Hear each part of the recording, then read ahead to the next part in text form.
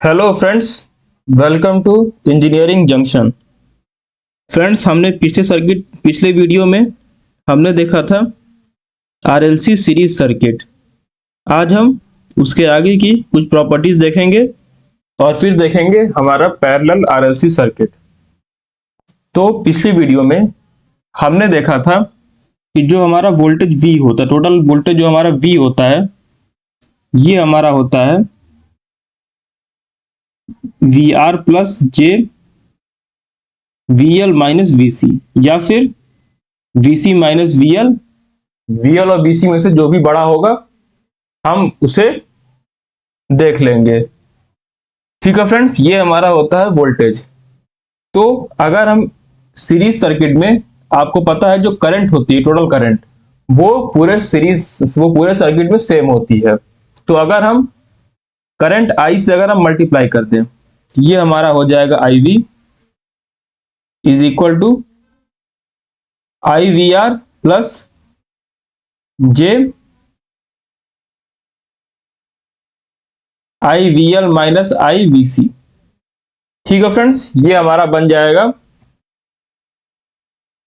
Equation. अब यहां से अगर हम देखें तो V इंटू आई हमारा होता है एपरेंट पावर। यहां पे हम सिर्फ और सिर्फ मैग्नीट्यूड की बात कर रहे हैं। ठीक है फ्रेंड्स, तो V इंटू आई हमारा हो जाएगा apparent power. I into V R हम जानते हैं ये हमारा होता है real power. Friends, real power हमारी वो होती है जो कि हमारी यूजफुल पावर होती है, जो हमें आउटपुट पे मिलती है, यूजफुल पावर। तो I इंटू वी आर हमारा हो जाएगा रियल पावर, जिसे हम P से रिप्रेजेंट करते हैं, plus J into, friends, capacitor और इंडक्टर की वजह से जो पावर होती है वो हमारी होती है रिएक्टिव पावर, जिसे कि हम Q से रिप्रेजेंट करते हैं। तो यहां से हमें क्या मिल गया? Apparent power is equal to real power plus reactive power. तो अगर हम इसे फेजर डायग्राम को थ्रू समझने की कोशिश करें तो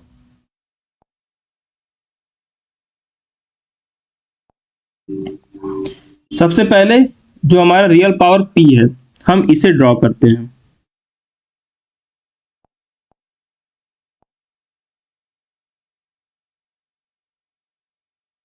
ठीक है फ्रेंड्स, ये हमारा हो जाएगा एपरेंट पावर। फिर उसके बाद J इंटू क्यू। अब J का मतलब आप सभी को पता है, हमने पिछली वीडियो में देखा था।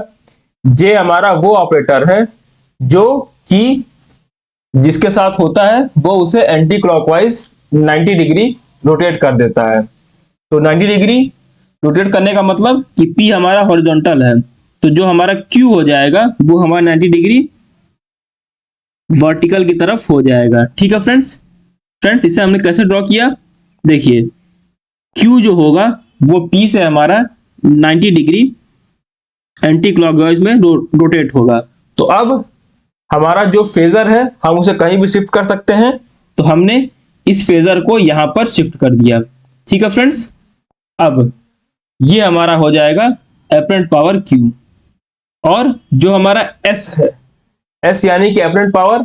एपरेंट पावर क्या है? इन दोनों का सम, यानी कि वेक्टर सम। तो जो हमारा Q है वो हमारा हो जाएगा इन दोनों को, ये हमारा हो जाएगा Q। ठीक है फ्रेंड्स, ये हमारा हो जाएगा S। अब जो ये एंगल हमारा बनता है इसे हम कहते हैं फाई। ठीक है फ्रेंड्स, तो यहां से अगर हम फाई की वैल्यू फाइंड आउट करना चाहें तो हम देखें जो हमारा टेन फाई होगा वो हमारा हो जाएगा Q बाई P, यानी कि फाई हमारा हो जाएगा tan inverse Q by P। ठीक है फ्रेंड्स, ये हमारा हो जाएगा एपरेंट पावर, रिएक्टिव पावर और रियल पावर के टर्म में। ठीक है फ्रेंड्स, अब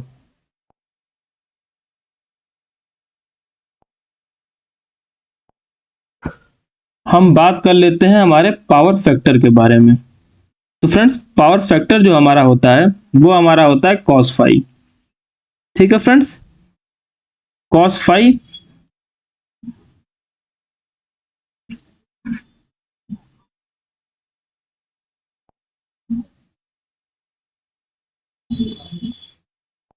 अब इसकी जो डेफिनेशन हमारी होती है वो हमारी होती है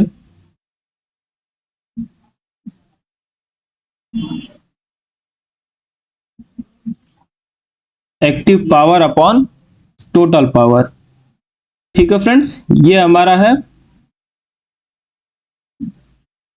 active power upon total power. अब पावर फैक्टर जो हमारा है वो हमारा होता है cos फाइव। ठीक है फ्रेंड्स, और cos फाइव को हम सब जानते हैं एक्टिव पावर टोटल पावर। अब यहां से अगर आप देखें तो जो हमारा एक्टिव पावर क्या था, P की वैल्यू क्या है, I into V are.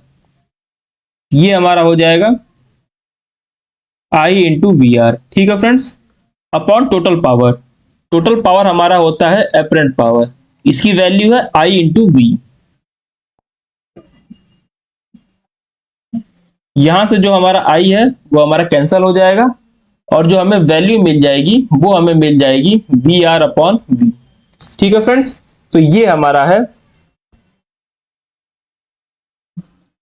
cos five की वैल्यू। अब cos फाइव को हम एक और चीज लिख सकते हैं, वो क्या, जो हमारा वी आर है, वी आर हमारा क्या है, रेजिस्टेंस की वजह से जो हमारा वोल्टेज ड्रॉप आता है, तो ये हमारा होता है I इंटू आर, क्योंकि सीरीज सर्किट में करंट तो हमारी सेम ही रहती है। ठीक है फ्रेंड्स, और अपॉन वी, वी हमारा क्या है, टोटल वोल्टेज ड्रॉप है। ठीक है फ्रेंड्स, तो वी जो हमारा होता है इसे हम लिखते हैं I इंटू जेड। जेड क्या हमारा है, इंपिडेंस। हमने पिछली वीडियो में देखा था कि जिस तरीके से हम डीसी में आर को रेजिस्टेंस की तरह ट्रीट करते हैं, वैसे ही एसी सर्किट्स में जेड हमारा इंपिडेंस रेजिस्टेंस की तरह काम करता है। तो ये हमारा हो जाएगा I into R upon I into Z. यहां से हमारा I कैंसिल होके cos फाइव हमारा आ जाएगा R बाई जेड, यानी कि रेजिस्टेंस अपॉन इंपिडेंस। फ्रेंड्स, ये सभी पावर फैक्टर निकालने के अलग अलग तरीके हैं। ठीक है फ्रेंड्स, अब अगर हम इसकी वैल्यू पुट कर दें तो हमें क्या मिल जाएगा, देखिए R तो हमारा एच टी रहेगा, अपॉन जेड की वैल्यू हमारी क्या होती है, जेड हमारा होता है आर स्क्वायर प्लस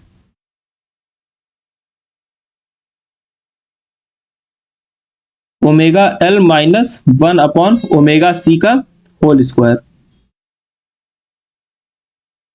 ठीक है फ्रेंड्स, ये हमारा हो जाएगा cos फाइव की वैल्यू। पर लेकिन ये सभी जो पावर फैक्टर्स की वैल्यू है ये सिर्फ और सिर्फ किसके है, अगर सीरीज सर्किट है। सीरीज सर्किट का मतलब एक बार हम फिगर ड्रॉ करके समझ लेते हैं फ्रेंड्स। सीरीज सर्किट का मतलब जो हमारा रेजिस्टेंस है, जो हमारा इंडक्टेंस है और जो हमारा कैपेसिटेंस है, ये तीनों क्या है, एक साथ सीरीज में है और ये हमारा हो जाएगा सोर्स। अब देखिए जो करंट हमारा आई सोर्स से जाएगा वही हमारा रेजिस्टेंस से भी जाएगा, वही करंट हमारा इंडक्टेंस से भी जाएगा और वही करंट हमारा क्या होगा फ्रेंड्स, कैपेसिटेंस से भी जाएगा। तो ये हमारी हो गई सीरीज आरएलसी सर्किट। तो ये सभी फॉर्मूले जो अभी हमने देखे ये सिर्फ और सिर्फ सीरीज के लिए ही लागू होते हैं। ठीक है फ्रेंड्स, हाँ, पावर का जो हमने फॉर्मूला देखा ये हमारा हर सर्किट में होता है, यानी कि जो हमारा सर्किट का एपरेंट पावर है वो सीरीज हो या पैरेलल हो, वो हमारा रियल पावर और रिएक्टिव पावर दोनों के सम के बराबर होता है। ठीक है फ्रेंड्स,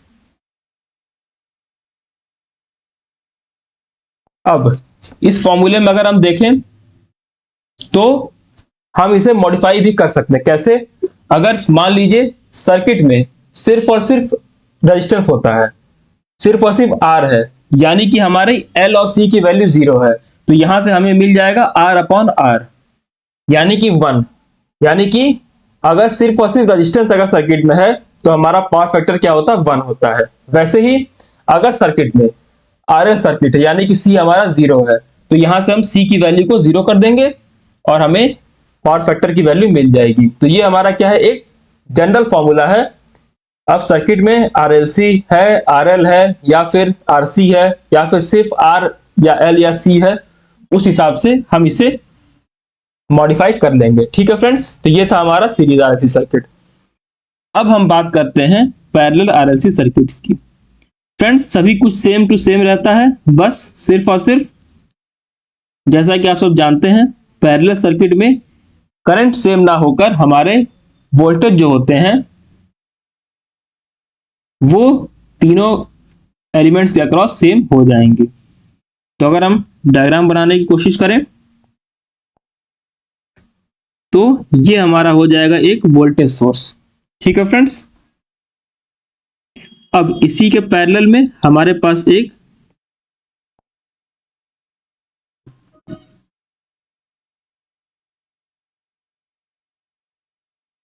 रेजिस्टेंस है,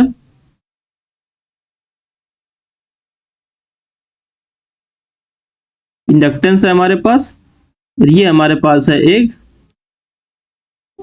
कैपेसिटेंस। ठीक है फ्रेंड्स, तो ये हो गई हमारी पैरेलल सर्किट। ठीक है फ्रेंड्स,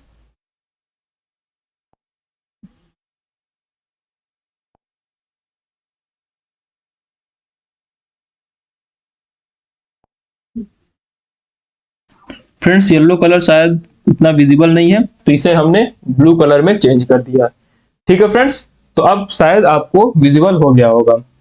तो ये हमारा हो गया वोल्टेज सोर्स, ये हमारा हो गया आर, ये हमारा हो गया एल, और ये हमारा हो जाएगा सी। ठीक है फ्रेंड्स, तो आई होप आप सभी को समझ में आ गया होगा कि पैरेलल सर्किट जो हमारा हो जाएगा वो हमारा किस तरीके से चेंज होगा। ठीक है फ्रेंड्स,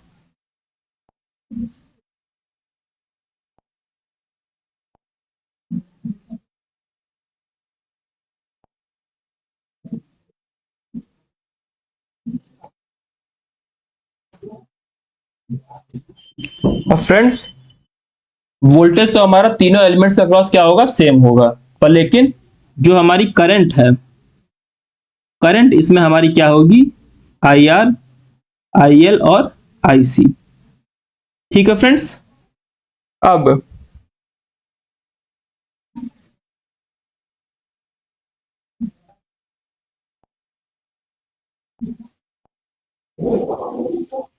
फ्रेंड्स जो हमारा पावर फैक्टर होता है, पावर फैक्टर का जो हमारा बेसिक सा फॉर्मूला था,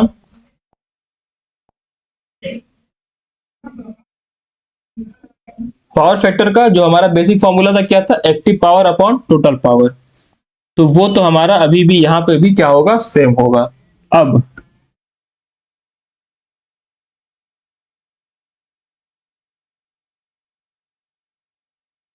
एक्टिव अपॉन टोटल पावर, अब इसे अगर हम सब सॉल्व करें तो यहां भी हमारा जो आता है वो हमारा R बाई जेड ही आता है। ठीक है फ्रेंड्स, यानी कि जो cos फाई की जो वैल्यू है R बाई जेड, ये हमारा सीरीज और पैरेलल दोनों के लिए वैलिड है, पर लेकिन वैलिड क्या नहीं है, वो है ये जो लास्ट वाला फॉर्मूला था। ऐसा क्यों, क्योंकि जो हम इक्विवेलेंट इंपेडेंस निकालते हैं अब वो यहां पे बदल जाएगा। जैसे यहां पे अगर हम सब इंपेडेंस निकालें तो इंपेडेंस हमारा हो जाएगा आर, एल और सी तीनों हमारे हो जाएंगे पैरेलल में। हम कैसे निकालेंगे, सबसे पहले हम इन दोनों को कंसीडर करते हैं पैरेलल में। इन्हें निकालने के लिए सबसे पहले आपको ध्यान में रखना है कि आपको एल और सी यूज नहीं करना है, ये हमने पिछली वीडियो में देखा था।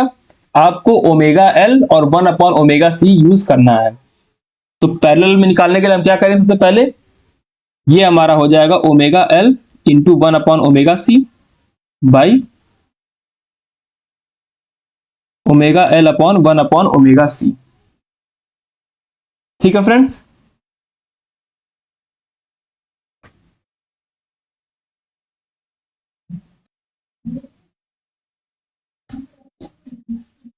अब यहां से अगर हम सब निकालने की कोशिश करें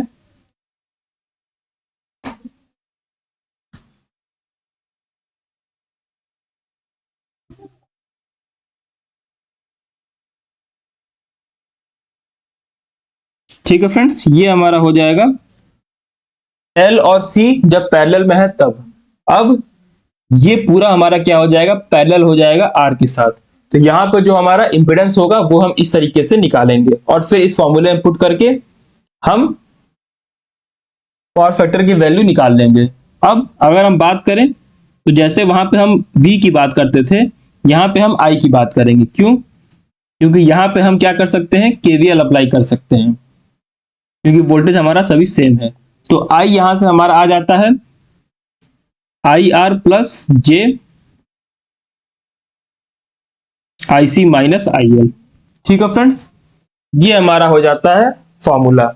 अब यहां पर आप लोग चाहें तो ये फॉर्मूला याद कर सकते हैं, पर इस फॉर्मूले को याद करते हुए हमें ध्यान में क्या रखना है कि जब भी हम वैल्यू पुट करते हैं तो हम सिर्फ और सिर्फ IC और IL की जो हमारा मैग्नीट्यूड होगा, हम सिर्फ और सिर्फ उस मैग्नीट्यूड को पुट करेंगे। अब IC या IL में से जो बड़ा है उस हिसाब से इस फॉर्मूले में अपने आप प्लस या माइनस साइन आ जाएगा। ठीक है फ्रेंड्स, तो यहां पे हमें सिर्फ और सिर्फ इस बात का ध्यान रखना है। जैसे कि जब हमने ये फॉर्मूला देखा था तो यहां पे हमने क्या देखा था कि VL और VC हमें इनकी सिर्फ और सिर्फ वैल्यू पुट करनी है, बाकी साइन जो है वो अपने आप हमारा इक्वेशन में एडजस्ट हो जाता है। तो ये हमारा हो गया आपका पैरेलल RLC सर्किट। ठीक है फ्रेंड्स, अब यहां पे जो हमारा फाई हो जाता है, जैसे वहां पे था tan inverse VL minus VC, वैसे यहां पे हम सब क्या करते हैं, करंट में डील करते हैं।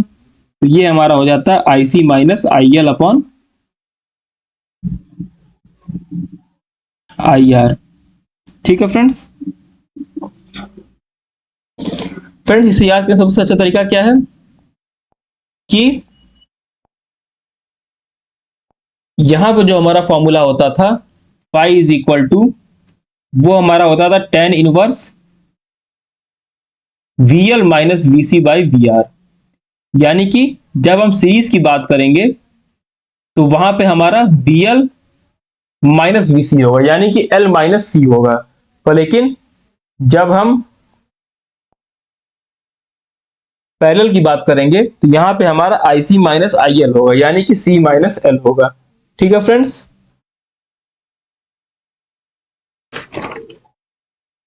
अब हम बात कर लेते हैं हमारे कॉम्प्लेक्स पावर के बारे में। कॉम्प्लेक्स पावर जिसे हम एपरेंट पावर भी कहते हैं, जैसा कि अभी आप हम सब ने पीछे देखा। ठीक है फ्रेंड्स, तो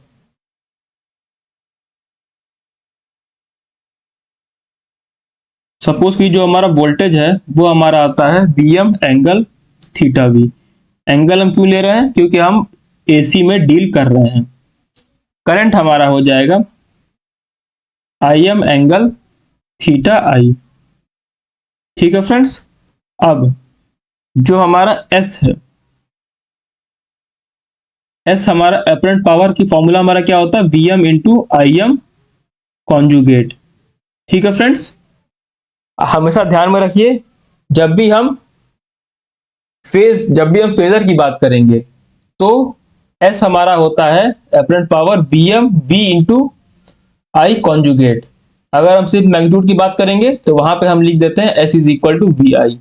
पर लेकिन जब हम एंगल के साथ बात करेंगे तो S हमारा होता है V इंटू I कॉन्जुगेट। ठीक है फ्रेंड्स, इस बात का ध्यान आप लोग रखिएगा। अब अगर हम इसको इस फॉर्मूले में रख के अगर हम सॉल्व करें तो यहां से हमारी जो S की वैल्यू आ जाती है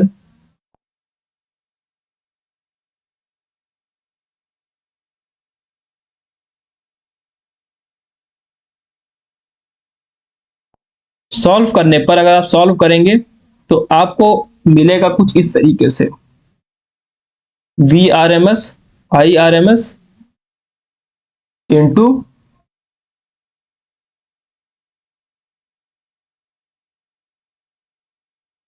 cos five plus J sin five. ठीक है फ्रेंड्स, ये आपको मिल जाएगा सॉल्व करने पर। फ्रेंड्स, ये हमने क्रैश कोर्स कर रहे हैं इसीलिए अभी हम सॉल्व नहीं करेंगे, क्योंकि हम जल्दी जल्दी रिवाइज करना चीजों को। जब हम कॉम्प्रिहेंसिव कोर्स करेंगे तो वहां पे हम इस पूरे फॉर्मूले को डिराइव करके देखेंगे। और हम सब जानते हैं एपरेंट पावर हमारा क्या होता है, real power plus reactive power. तो यहां से अगर आप कंपेयर करें तो जो रियल पावर की वैल्यू है वो क्या है, V R M S into I R M S cos five, और जो हमारा रिएक्टिव पावर क्यू है उसकी वैल्यू क्या है, V R M S I R M S sine five. ठीक है फ्रेंड्स, तो आप लोग को ये फॉर्मूले याद रखना होगा। जब हमें रियल पावर निकालना है तो हम V R M S I R M S cos five use करेंगे। फाइव हमारा क्या है, पावर फैक्टर में जो हमारा एंगल होता था फाइव, वही हमारा हो यहाँ पे फाइव है। और इसकी यूनिट क्या होती है, यूनिट हमारी होती है वॉट। वॉट क्यों, क्योंकि ये हमारा क्या है, रियल पावर है, यूजफुल पावर है, जो पावर हम यूज करते हैं। और रिएक्टिव पावर कंपेयर करें तो हमारा आ जाएगा V R M S into I R M S sine five. ठीक है फ्रेंड्स, और इसका जो यूनिट होता है वो हमारा होता है वी ए आर, यानी कि वोल्टेज एम्पियर रिएक्टिव। ठीक है फ्रेंड्स, अब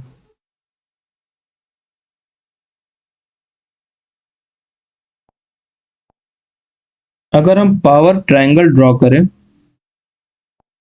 फ्रेंड्स पावर ट्रायंगल का मतलब जब हम तीनों पावर, रियल, एपरेंट और रिएक्टिव को जब हम ट्रायंगल के फॉर्म में रिप्रेजेंट करते हैं तो उसे हम कहते हैं पावर ट्रायंगल।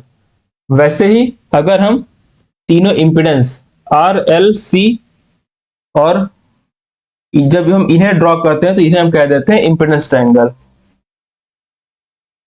बाकी एज सच इसमें कोई चेंज नहीं होता, ये हमारा हो जाएगा फाइव। ठीक है फ्रेंड्स, और ये हमारा हो जाएगा apparent power, real power, reactive power. ठीक है फ्रेंड्स, अगर फाइव अगर हमारा लैगिंग है, यानी कि लोड लैगिंग लोड है, फाइव अगर हमारा लैगिंग है तो जो हमारा एस होगा वो हमारा हो जाएगा पी प्लस जे क्यू। ठीक है फ्रेंड्स, यानी कि लैगिंग का मतलब क्या है कि जो हमारा इंडक्टिव इफेक्ट है वो हमारे कैपेसिटिव इफेक्ट से क्या है, ज्यादा है। और दूसरी तरफ अगर कैपेसिटिव इफेक्ट हमारा ज्यादा हो गया इंडक्टिव इफेक्ट से, तो हमने पिछली वीडियो में देखा था कि हमारा जो पावर ट्रायंगल है वो हमारा हॉरिजॉन्टल एक्सिस के नीचे बनता है। अगर आप लोगों ने पिछली वीडियो नहीं देखी है तो प्लीज उसे भी वॉच कर लीजिए। ये हमारा हो जाएगा रियल पावर, रिएक्टिव पावर, तो ये हमारा हो जाएगा एपरेंट पावर। और फाइव हमारा, फ्रेंड्स फाइव जो एंगल हमारा होता है वो होता है हमारे रियल पावर P और एपरेंट पावर S के बीच का एंगल। ठीक है फ्रेंड्स, तो अगर फाइव हमारा लीडिंग है, लीडिंग का मतलब जो कैपेसिटिव इफेक्ट है वो इंडक्टिव से ज्यादा है, तो जो हमारी S की वैल्यू आएगी वो हमारा हो जाएगा P माइनस जे क्यू। P माइनस जे क्यू, क्योंकि हमने पिछले वीडियो में देखा था अगर कोई फेजर एंटी क्लॉकवाइज डायरेक्शन में अगर एंटी क्लॉकवाइज डायरेक्शन में अगर रोटेट हो रहा है तो वहां हम यूज करते हैं प्लस जे, और अगर वो क्लॉकवाइज डायरेक्शन में 90 डिग्री रोटेट कर रहा है तो वहां पे हम यूज करते हैं माइनस जे। ठीक है फ्रेंड्स, तो ये हमारा हो जाता है पावर के बारे में। अब हम एक बार यूनिट फिर से रिवाइज कर लेते हैं, क्योंकि यूनिट कभी कभार जो हमारे इंजीनियरिंग एग्जाम्स होते हैं, जैसे कि गेट या एससी तो नहीं पूछेगा, पर लेकिन अगर हम किसी स्टेट इंजीनियरिंग एग्जाम के एग्जाम दे रहे हैं या फिर अगर हम कोई किसी कंपनी के लिए अगर हम एग्जाम दे रहे हैं तो वहां पे ये 1 मार्क्स में पूछ सकता है। तो जो हमारा एपरेंट पावर होता है उसकी यूनिट हमारी होती है वोल्टेज एम्पियर, VA। जो हमारा रियल पावर होता है यानी कि एक्टिव पावर, इसकी यूनिट हमारी होती है वॉट्स में। और जो हमारा रिएक्टिव पावर है इसकी यूनिट होती है VAR। ठीक है फ्रेंड्स, यहां से आप सबको एक चीज दिख रहा होगा कि जो हमारे तीनों की यूनिट्स है, यूनिट क्या है हमारी, अलग अलग है, पर लेकिन एक बात आपको ध्यान में रखना है कि इनके जो हमारे डायमेंशंस होते हैं, फ्रेंड्स आई होप आप सभी को डायमेंशंस पता होगा कि यूनिट को हम MLT के फॉर्म में लिखते हैं। डायमेंशंस इन सबके क्या होते हैं फ्रेंड्स, सेम होते हैं। ठीक है फ्रेंड्स, तो हमारा जो टॉपिक था आरएलसी सर्किट्स का, सीरीज और पैरेलल दोनों ही हमने कवर कर लिया। अब हम देखते हैं हमारे अगला टॉपिक जो कि है रेजोनेंस। फ्रेंड्स, रेजोनेंस बहुत ही ज्यादा इंपॉर्टेंट टॉपिक है। इंपॉर्टेंट इसलिए क्योंकि क्वेश्चन भले ही इससे 1 या 2 मार्क्स के आते हैं, पर लेकिन अगर आपने इसे अच्छे से समझा तो वो 2 मार्क्स आपके फिक्स होते हैं, गेट या फिर किसी भी एग्जाम में, क्योंकि ये सब डायरेक्टली फॉर्मूला बेस्ड क्वेश्चन होते हैं, सिर्फ थोड़ा बहुत ही इधर उधर उसे घुमाते हैं। तो इसीलिए रेजोनेंस जो है वो हमारा बहुत ही ज्यादा इंपॉर्टेंट हो जाता है, क्योंकि 2 नंबर भी बहुत ज्यादा होते हैं। अगर हम लाखों बच्चों के बीच में बैठकर एग्जाम दे रहे हैं, 2 नंबर से भी हमारी जो रैंक है उसमें बहुत ज्यादा डिफरेंस आ जाता है। यहाँ पे हम कहेंगे किसी सर्किट में रेजोनेंस है, यानी कि resonance is said to be bared, यानी किसी सर्किट में हमारा रेजोनेंस है कब, उनकी जो फॉलोइंग कंडीशंस अगर वो सर्किट सेटिस्फाई कर रहा है।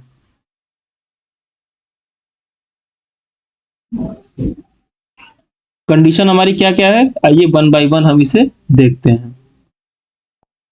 सबसे पहली जो हमारी कंडीशन है वो ये है कि यहां पर हमारा एक्सएल और एक्सी क्या होता है, इक्वल होता है। ठीक है, यानी कि एक्सएल क्या है, ये एक्सएल हमारा है इंडक्टिव इफेक्ट, एक्सी हमारा है कैपेसिटिव इफेक्ट। तो हमारा जो इंडक्टिव इफेक्ट है, इंडक्टिव एंड कैपेसिटिव इफेक्ट क्या होने चाहिए, शुड कैंसल ईच अदर, यानी कि वो एक दूसरे को कैंसल करना चाहिए। ठीक है फ्रेंड्स,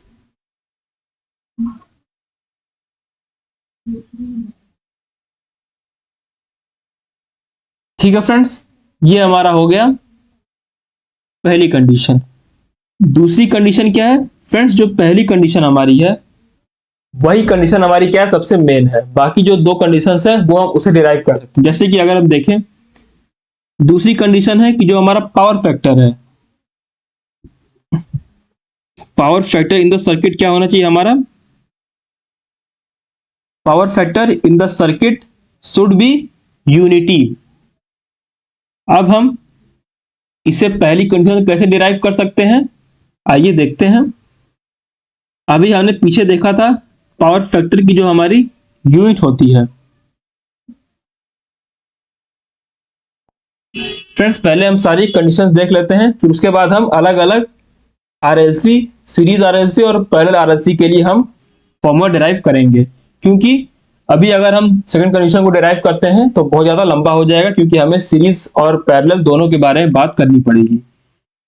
और तीसरा जो हमारा है वो हमारा है कि जो हमारा फाई होना चाहिए वो हमारा 0 होना चाहिए बिटवीन, फाई कौन सा एंगल है, between B S and I S. ठीक है फ्रेंड्स, वी एस हमारा यहां पे है रिजल्टेंट वोल्टेज,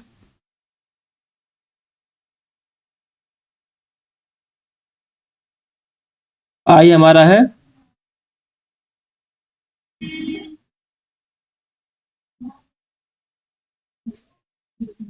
रिजल्टेंट करंट। ठीक है फ्रेंड्स, अब ये दोनों जो है ये हम पहली कंडीशन से डिराइव कर सकते हैं। आइए देखते हैं कैसे।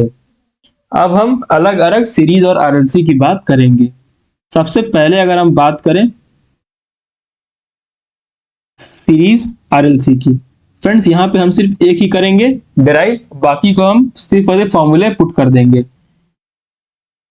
ठीक है फ्रेंड्स, बस आपको क्रैश कोर्स में आपको ये पता होना चाहिए कि किस तरीके से अगर हम फॉर्मूला भूल जाते हैं तो हम उसे डिराइव भी कर सकते हैं। इसीलिए हम एक को हम डिराइव करके देखेंगे। ठीक है फ्रेंड्स, सीरीज का मतलब क्या है,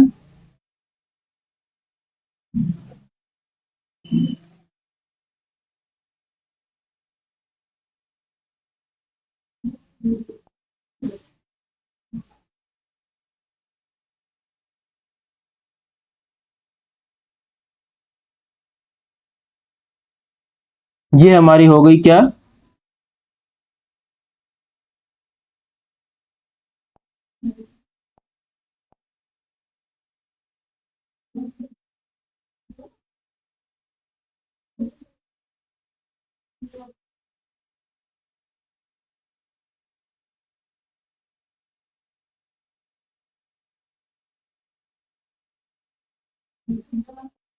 ठीक है फ्रेंड्स, ये हमारा हो गया सीरीज।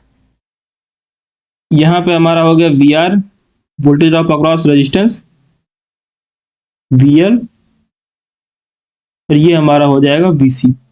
अब सबसे पहली जो हमारी कंडीशन थी वो हमारा क्या था, सबसे पहली जो हमारी कंडीशन थी वो हमारा था, आइए देखें तो, एक्सएल और एक्सी बराबर होना चाहिए। आइए कर देते हैं एक्सएल एक्सी बराबर। फ्रेंड्स वो जो कंडीशन है वो सीरीज और पैरेलल दोनों के लिए है, ठीक है। अब एक्सएल और एक्सी हमारा बराबर है, एक्सएल की वैल्यू क्या होती है, ओमेगा एल, एक्सी की वैल्यू क्या होती है, 1/ओमेगा सी।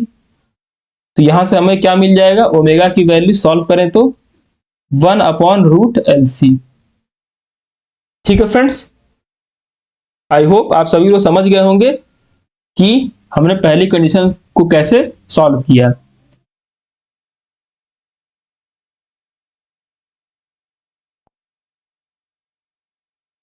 यूनिट हमारी होती है रेडियन पर सेकंड।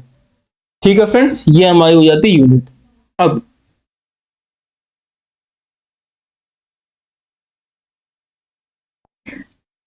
इंपेडेंस की अगर हम बात करें, इंपेडेंस हमारा होता है R+J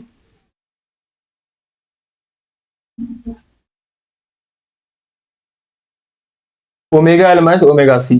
अब यहां पे देखिए दोनों इक्वल है, ये हमारा जो इमेजिनरी पार्ट है वो क्या हो जाएगा, जीरो हो जाएगा। तो यहां से हमारा जेड क्या आ जाएगा, आर।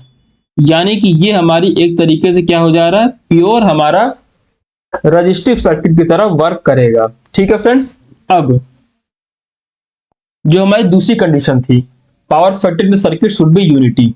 आइए देखते हैं कैसे। सबसे पहले तो एक बार आप लोग फॉर्मूला देख लीजिए कि सीरीज में हमारा फॉर्मूला ये था।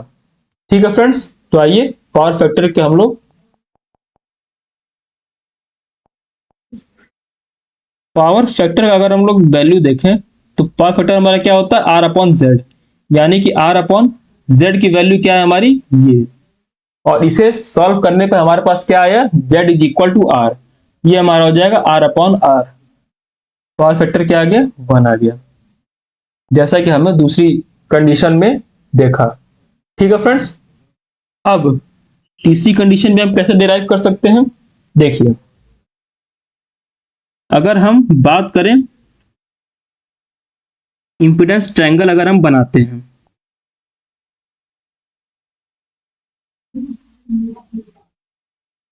अगर हम यहां पर इंपीडेंस ट्रायंगल बनाते हैं आर, ये हमारा क्या था, एक्सएल माइनस एक्सी, यानी कि ओमेगा एल माइनस 1/ओमेगा सी, ये हमारा है जेड, और ये हमारा क्या होता है, एंगल फाई। ठीक है फ्रेंड्स, जो हमारा एंगल फाई है वही हमारा इंपीडेंस ट्रायंगल में भी होता है, वही हमारा पावर ट्रायंगल में भी होता है। ठीक है फ्रेंड्स, पावर ट्रायंगल में कैसे, अगर हम सब में अगर हम आई से मल्टीप्लाई कर दें तो यही ट्रायंगल हमारा क्या हो जाएगा, पावर ट्रायंगल में बदल जाएगा। सिर्फ और सिर्फ इनकी लेंथ बदल जाएगी, पर जो हमारा फाई एंगल है वो सेम रहेगा। अब देखिए एक्सएल माइनस एक्सी हमारा क्या है, जीरो है। जीरो क्यों, क्योंकि ये दोनों हमारे इक्वल हैं। इक्वल को इक्वल से माइनस करेंगे, यानी कि अगर हम दो इक्वल क्वांटिटीज को माइनस करेंगे तो हमारा जीरो आ जाएगा। जीरो है यानी कि ये हमारी जीरो है। जीरो होने का मतलब क्या है, अगर हम देखें टेन फाई हमारा आ जाएगा 0/R। यहां से फाई की वैल्यू हमारी क्या आ जाएगी, 0 डिग्री।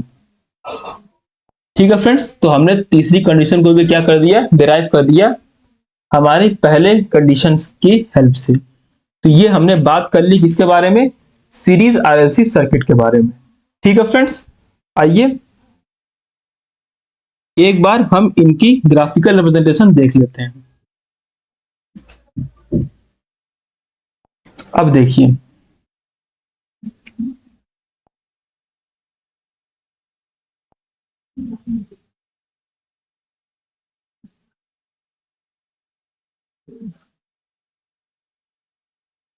सबसे पहले ये हमारा क्या है, ओमेगा है, और ये हमारा क्या है, जेड है। अब देखिए, सबसे पहले तो हम ये देखते हैं कि जेड और ओमेगा, जेड हमारा क्या है, इंपिडेंस है। अगर मान लीजिए जेड जो है वो हमारा हो जाता है इक्वल टू आर, जेड हमारा किसके इक्वल है, आर के इक्वल है। अब देखिए, जो हमारा आर है, क्या आर में ओमेगा कोई टर्म है, क्या ये ओमेगा पर डिपेंड कर रहा है, ओमेगा पर डिपेंड नहीं कर रहा है। यानी कि जेड हमारा आर कांस्टेंट है, यानी कि ओमेगा हमारा कुछ भी रहे, ओमेगा हमारा कुछ भी हो, जो हमारा आर है वो हमारा सेम टू सेम आर की वैल्यू हमारी फिक्स रहने वाली है। यानी कि ये हमारा हो गया आर की वजह से। जेड की वैल्यू अगर सिर्फ और सिर्फ रजिस्टिव है। ठीक है फ्रेंड्स, अब दूसरा मान लीजिए जेड जो है वो हमारा सिर्फ और सिर्फ इंडक्टिव है, इंडक्टिव है, इसका मतलब क्या है, आर और सी हमारा जीरो है। तो जेड अगर इंडक्टिव है तो ये हमारा हो जाएगा जे ओमेगा एल। ठीक है फ्रेंड्स, यही हो जाएगा हमारा इंपिडेंस, क्योंकि जो हमारा आर और सी है वो हमारा जीरो है, तो उसका टर्म जो है इसमें से गायब हो जाएगा। तो आर हमारा जीरो हो गया, सी हमारा जीरो हो गया, बस क्या गया, जे ओमेगा है। अगर इसका मैग्नीट्यूड देखें, मैग्नीट्यूड क्या हो जाएगा, Z is equal to omega L, यही हो जाएगा। अब आप देखिए, जेड और एल इस ओमेगा से क्या हुए, रिलेट हो गए। यानी कि जिस जिस तरीके से ओमेगा चेंज होगा हमारी जेड की वैल्यू चेंज होगी। अब आप इसे कंपेयर करें तो y is equal to M X plus C equation से कंपेयर करें तो y हमारा z हो गया, x हमारा l हो गया, सॉरी फ्रेंड्स, x हमारा क्या हो गया, ओमेगा हो गया, और m हमारा हो जाएगा l। यानी कि जिस तरीके से l बदलता जाएगा उस तरीके से हमारा z जो है चेंज करता जाएगा। यानी कि अब जो हमारी z की वैल्यू है वो हमारी ओमेगा और l दोनों के ऊपर डिपेंडेंट हो गई।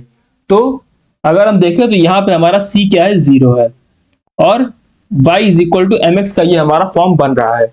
इसका मतलब क्या है कि जो हमारा ग्राफ बनेगा वो हमारा एक स्ट्रेट लाइन होगा जो कि हमारा जीरो से पास करेगा। तो आइए उसे ड्रॉ कर लेते हैं। ये हमारा हो जाएगा, ठीक है फ्रेंड्स, ये हमारा किसकी वजह से हो गया, ओमेगा एल की वजह से।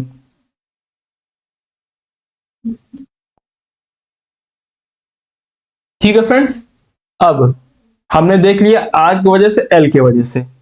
अब हम इस इक्वेशन में अगर हम आर और एल की वैल्यू जीरो पुट कर दें, यानी कि सिर्फ और सिर्फ कैपेसिटिव सर्किट पुट कर दें, तो इक्वेशन हमारे पास कुछ बन जाएगा किस तरीके से,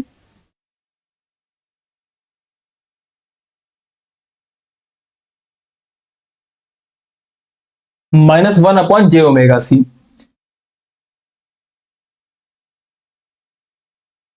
अगर मैग्नीट्यूड की बात करें तो ये हमारा हो जाएगा वन अपॉन ओमेगा सी। तो अब अगर आप देखें तो ये हमारा क्या बन रहा है, एक हाइपरबोला रिप्रेजेंट कर रहा है। कैसे, यहां से अगर हम देखें तो mod Z into omega is equal to क्या हो जा रहा है, वन अपॉन सी। यानी कि X Y is equal to one upon A का हमारा क्या बन रहा है, वन अपॉन ए का हमारा फॉर्म बन रहा है। यानी कि ये हमारा बनेगा एक हाइपरबोला। अब हाइपरबोला बन रहा है तो ये हमारा कुछ इस तरीके से पास करेगा। ठीक है फ्रेंड्स, तो ये हमारा हो गया वन अपॉन ओमेगा सी के वजह से। और बात ध्यान देने वाली ये है यहां पर कि जहां पर ये तीनों हमारे मीट करते हैं, रेजोनेंस हमारा वहीं पर अकर करता है। ठीक है फ्रेंड्स, तो ये हमारा क्या है, रेजोनेंस। क्योंकि यहां पे आप सब ध्यान में दीजिए, सिर्फ यही एक पॉइंट है ऐसा जहां पर ओमेगा एल और वन अपॉन ओमेगा सी क्या है, इक्वल है। और कंडीशन हमारी सबसे पहली क्या थी, omega L is equal to one upon omega C. तो यहां पे हमारा रेजोनेंस अकर करता है। और जिस फ्रीक्वेंसी पर ये ओमेगा एल रिप्रेजेंट अकर करता है उसे हम कहते हैं रेजोनेंस फ्रीक्वेंसी, जिसे हम ओमेगा नॉट से क्या करते हैं, रिप्रेजेंट करते हैं। ठीक है फ्रेंड्स, आई होप आप सभी लोग को समझ में आ गया होगा। अब अगर हम सब देखें यहाँ पे, तो जो हमारा z होता है, z हमारा होता है r plus J omega L minus J upon omega C. ये हमारा क्या हो गया, z हो गया। ठीक है फ्रेंड्स,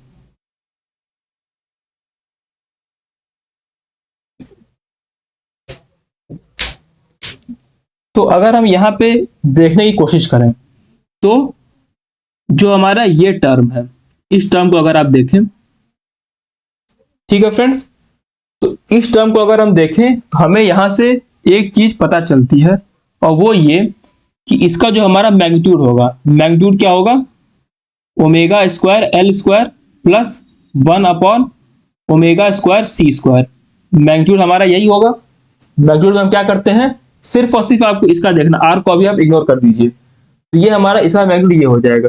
तो आपको ये चीज, ये हमारा अंडर रूट में है, तो जो इसकी वैल्यू होगी वो या तो 0 हो सकती है, या तो फिर 0 से क्या होगी, बड़ी होगी। 0 छोटी तो होगी नहीं, यानी कि जो हमारा z है वो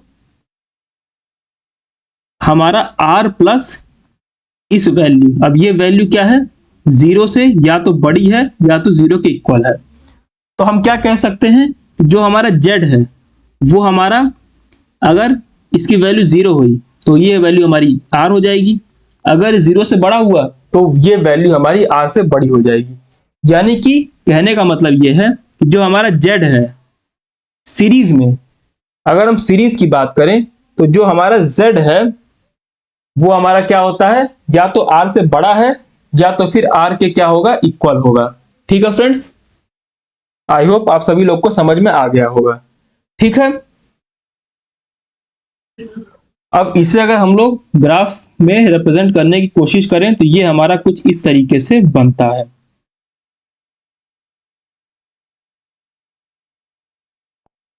ये हमारा कुछ इस तरीके से बनता है। ठीक है फ्रेंड्स, और यहां पर अगर हम थोड़ा से और अच्छे से ड्रॉ करें तो दोनों तरफ क्या होता है, ये हमारा इवन होता है, मतलब कि दोनों तरफ हमारा सिमेट्रिकल टाइप का होता है। ठीक है फ्रेंड्स, और ये हमारा क्या है, z है, और ये हमारा है ओमेगा। ठीक है, अब देखें आप, तो जो z की जो मिनिमम वैल्यू हो सकती है, z मिनिमम क्या हो सकता है, z मिनिमम हमारा r हो सकता है, क्योंकि z जो है वो या तो r के इक्वल है या फिर r से हमारा बड़ा है। ठीक है फ्रेंड्स, तो ये हमारा हो जाएगा यहां पर,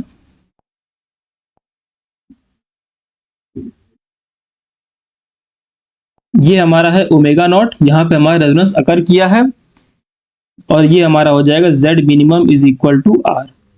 फ्रेंड्स, z मिनिमम पे हमने क्यों कहा कि रेजोनेंस अकर किया, अब आप सोचिए, z मिनिमम पे क्या होगा, रेजोनेंस पे क्या होगा, हमारा ओमेगा एल और omega C 1 upon omega C क्या होगा, इक्वल हो जाएगा। इक्वल होते ही क्या हो जाएगा, ये पूरी टर्म हमारी 0 हो जाएगी, यानी कि रेजोनेंस पे z is equal to r आ जाएगा। ठीक है, इसीलिए हमने कहा z minimum is equal to r पे हमारा रेजोनेंस क्या होगा, अकर होगा। अब हमारा जो I होता है वो हमारा होता है v बाई जेड। अब फ्रेंड्स, यहां पे अगर हम सब एक बात देखें कि जब हम बात करेंगे रेजोनेंस की, तो जो हमारा V है, यानी जो हमारा ये हमारा क्या है, टोटल वोल्टेज है, तो जो हमारा टोटल वोल्टेज V है वो तो हमारा फिक्स हो जाएगा, क्योंकि हमने एक वोल्टेज सोर्स लगाया है, तो वोल्टेज सोर्स की वैल्यू क्या है, फिक्स है, यानी कि वेरिएबल क्या है, I और Z। तो यहां से अगर हम देखें तो जो हमारा I है वो हमारा Z के यानी इंपीडेंस का क्या है, इनवर्सली प्रोपोर्शनल है, यानी कि जहां पे हमारा Z मिनिमम होगा वहां पे हमारा क्या होगा, I मैक्सिमम होगा, जहां पर हमारा I मिनिमम होगा वहां पे हमारा Z मैक्सिमम होगा। तो Z मैक्सिमम हमारा कहां पे है, यहां पे है, यानी कि इस टर्म, इस इस टाइम पे हमारा क्या है, z मिनिमम है, तो यहाँ z मैक्सिमम है, तो यहाँ पर और यहाँ पर हमारा क्या हो जाएगा, I मिनिमम हो जाएगा, और यहाँ पर हमारा क्या है, z हमारा मिनिमम है, तो इस पॉइंट पे हमारा यानी कि ओमेगा नॉट पे हमारा जो I है वो हमारा क्या हो जाएगा, मैक्सिमम हो जाएगा। तो अगर हम ड्रॉ करें I वर्सेस ओमेगा, फ्रेंड्स ये ग्राफ जो है ये डायरेक्टली कई जगह पे पूछ लिए जाते हैं और फिर हमें कंफ्यूजन होने के चक्कर में हमें इन्हें छोड़ना पड़ जाता है, इसीलिए हम इसे अच्छे से डिटेल में डिस्कस कर रहे हैं। तो हमारा जो आई का जो हमारा ग्राफ बनता है वो हमारा क्या था, अपवर्ड की तरफ हमारा माउथ ओपन था, इसका हमारा क्या होगा, डाउनवर्ड की तरफ माउथ ओपन होगा। ठीक है फ्रेंड्स, तो यहां पे हमारा क्या हो जाएगा, ये हमारा हो जाएगा आई मैक्सिमम, और आई मैक्सिमम हमारा कहां पे होगा, जहां पे हमारा जेड मिनिमम था। जेड मिनिमम हमारा कहां पे था, जेड मिनिमम हमारा था ओमेगा नॉट पे, यानी कि ओमेगा नॉट पे हमारा हो जाएगा आई मैक्सिमम। ठीक है फ्रेंड, अब यहां पर हम लोग क्या करते हैं, दो पॉइंट को मार्क करते हैं। दो पॉइंट कौन कौन से,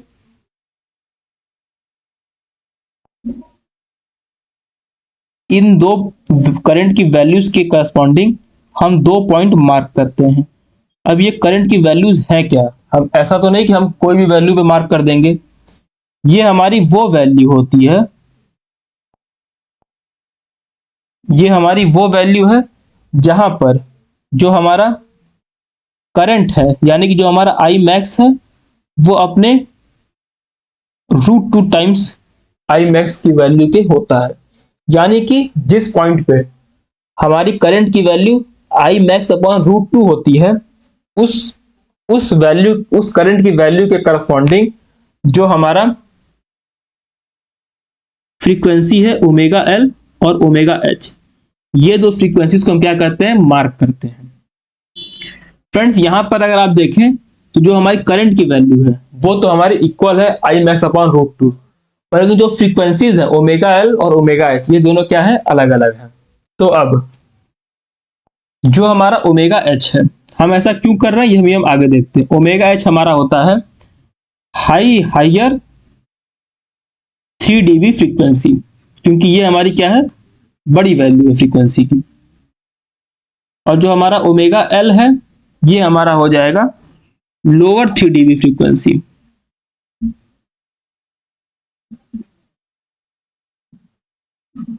ठीक है फ्रेंड्स, अब बैंड विड्थ की बात करें तो ये हमारा होता है 3 dB बैंड विड्थ की हम बात यहां पे करते हैं, और जो हमारा बैंड विड्थ होता है, बैंड विड्थ कैलकुलेट करने के लिए ही हम ओमेगा एच और ओमेगा एल की वैल्यू मार्क करते हैं। तो अब यहां पे हम देखते हैं बैंड विड्थ क्या होता है। बैंड विड्थ हमारा होता है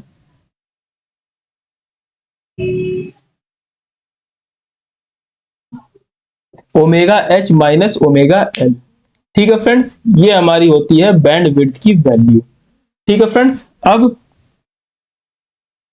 जो हमारा करंट होता है आई, वो हमारा होता है V अपॉन जेड। क्लियर है फ्रेंड्स, यहां पे V अपॉन जेड हमारा क्या होता है, √R² प्लस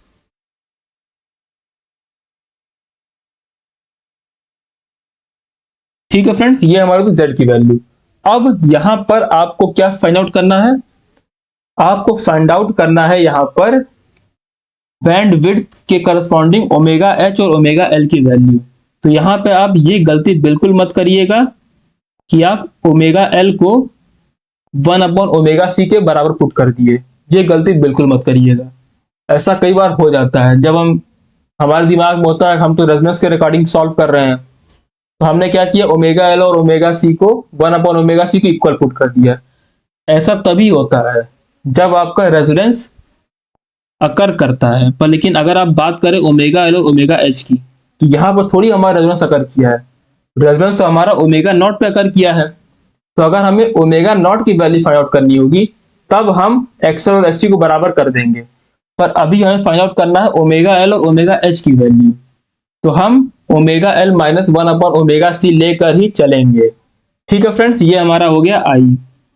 अब यहां से आई की वैल्यू क्या है हमारी बैंडविड्थ के लिए, आई मैक्स अपॉन √2। ये हमारा हो जाएगा v upon √r² plus omega L minus 1/ओमेगा c का होल स्क्वायर। ठीक है फ्रेंड्स, अब ये हमारा क्या बन जाएगा, एक क्वाड्रेटिक इक्वेशन बन जाएगा। ठीक है फ्रेंड्स, क्वाड्रेटिक इक्वेशन हमारा बनेगा, राइट। अब इस क्वाड्रेटिक इक्वेशन को सॉल्व करने के लिए हमें बहुत लंबा मैथमेटिकल प्रोसीजर फॉलो करना पड़ता है, पर हम वो नहीं करेंगे। हम डायरेक्टली जो इसकी वैल्यू होती है वो हम पुट कर देंगे। तो यहां से जो हमारा ओमेगा एच आता है, यानी कि दो हमारा वैल्यू आएंगी, एक हमारा ओमेगा एच होगा, दूसरा हमारा ओमेगा एल होगा। पहचानेंगे कैसे, ओमेगा एच हमारा बड़ा होता है, ओमेगा एल छोटा होता है। तो ये हमारा होता है प्लस r/2l। प्लस हमने क्यों लगाया है ये भी आपको समझ में आएगा, प्लस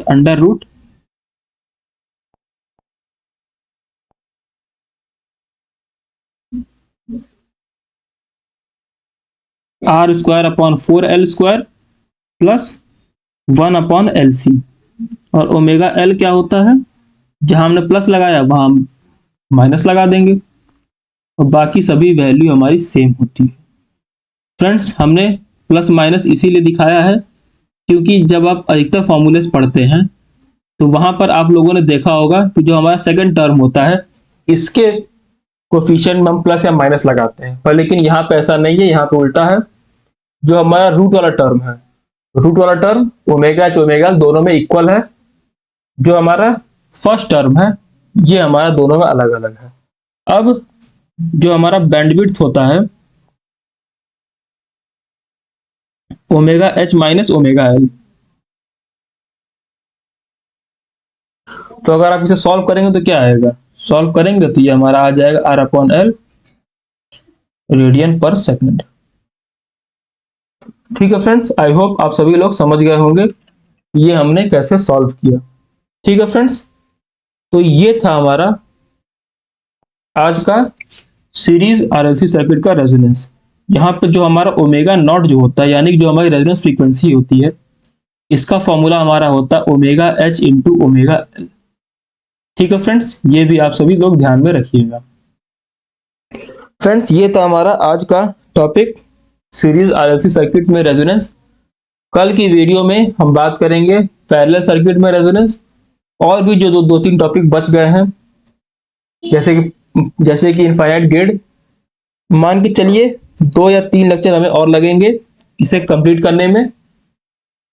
अगर आपको आज की वीडियो अच्छी लगी हो तो इसे लाइक करें, अपने दोस्तों के साथ शेयर करें, और अगर आपको कोई किसी प्रकार का सजेशन देना हो हमारे कंटेंट के रिगार्डिंग या फिर हमारे प्रेजेंटेशन के रिगार्डिंग, तो आप लोग जरूर से जरूर कमेंट करिएगा। और अगर किसी टॉपिक में आपको डाउट अगर आता है तो उसे भी आप लोग कमेंट कर सकते हैं। ठीक है फ्रेंड्स, और अगर चैनल को आप लोगों ने सब्सक्राइब नहीं किया है तो इसे सब्सक्राइब करके बेल आइकन प्रेस कर लें। मिलते हैं हम लोग अगली वीडियो में। Thank you.